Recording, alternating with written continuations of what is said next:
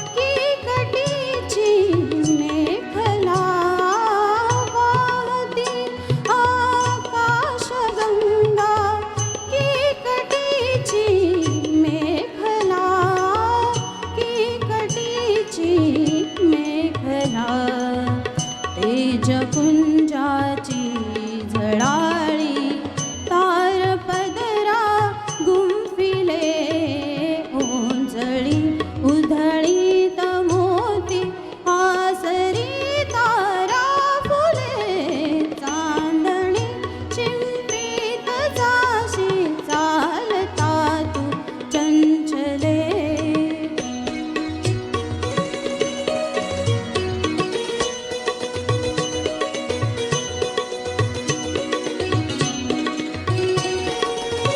गुंतविले जीव हे गुंतविले जीव हे मंजीर की पायी तुझ्या जे तुझ्या तालावरी बोलावरी नादावले ओंजळी उधळीत मोती आसरी